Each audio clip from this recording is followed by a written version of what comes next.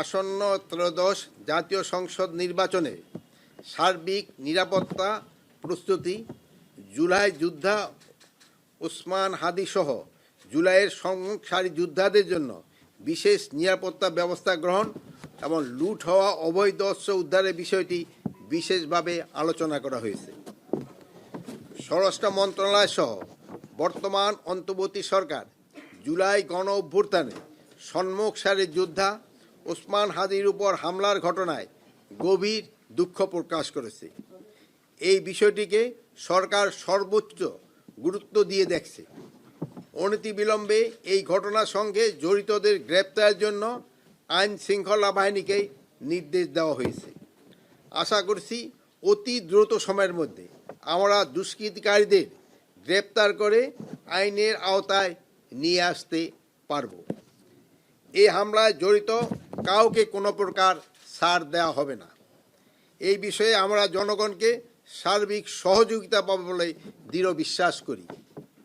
ওসমান হাদির উপর আক্রমণের ঘটনা আসন্ন জাতীয় সংসদ নির্বাচনকে বাধাগ্রস্ত করার অপপ্রয়াস বলে আমরা মনে করি। জাতীয় সংসদ নির্বাচনকে বাধাগ্রস্ত বা বানচাল করার যে কোনো ধরনের অপচেষ্টা অন্তর্বর্তী সরকার কঠোর হস্তে দমন করবে। বর্তমানে অন্তর্বর্তী সরকার জুলাই গণ অভ্যুত্থানে সম্মুখ সারি যোদ্ধাদের নিরাপত্তা নিশ্চিতে বদ্ধপরিকর। সরকারের পক্ষ থেকে তাদের জন্য বিশেষ নিরাপত্তা ব্যবস্থা গ্রহণ করা হয়েছে। এই লাইনটা আমি আবারও বলতেছি, বর্তমান অন্তর্বর্তী সরকার জুলাই গণ অভ্যুত্থানে সম্মুখ সারির যোদ্ধাদের নিরাপত্তা নিশ্চিতে বদ্ধপরিকর। সরকারের পক্ষ থেকে তাদের জন্য বিশেষ নিরাপত্তার ব্যবস্থা গ্রহণ করা হচ্ছে। লুট হওয়া ও অবৈধ অস্ত্র উদ্ধারে আইন শৃঙ্খলা বাহিনীর অভিযান চলমান রয়েছে। এটিকে আরও জোরদার ও বেগবান করার জন্য ফ্যাসিস্ট টেররিস্টদের দমনের উদ্দেশ্যে committee operation devil hunt phase 2 অবিলম্বে চালু করার সিদ্ধান্ত গ্রহণ করা হয়েছে।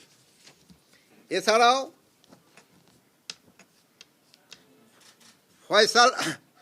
ওসমান ফয়সাল হত্যার সাথে জড়িত তাকে যদি কেউ ধরে দিতে পারে তার জন্য সরকার 50 লক্ষ টাকা পুরস্কার ঘোষণা করেছে। তারপরে এই রেগুলার অ্যারেস্ট ফেসিস্ট অ্যারেস্টের সংখ্যা বাড়াতে হবে। ওসমান হাদি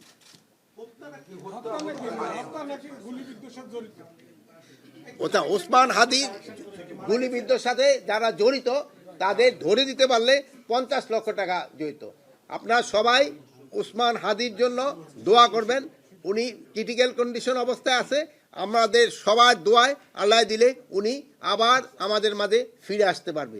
এই জন্য আপনারা সবাই দোয়া করবেন। আপনারা যে কোনো ধর্মের হন না কেন তার জন্য আপনারা সবসময় দোয়া করবেন।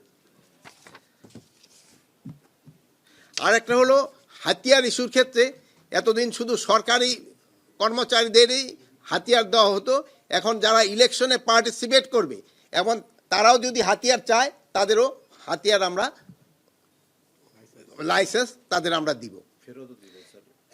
এবং ওই যারা ইলেকশনে পার্টিসিপেট করে তাদের যদি হাতিয়ার আমাদের কাছে জমা থাকে ওইগুলিও আমরা তাদের ফেরত দিব। আর সবচেয়ে বেশি হলো আপনারা ওসমান হাদির জন্য ব্যক্তিগত আগ্নেয়াস্ত্র আর আপনারা সবাই, আমি আবার বলবো, আপনারা ওসমান হাদির জন্য সবাই দোয়া করবেন।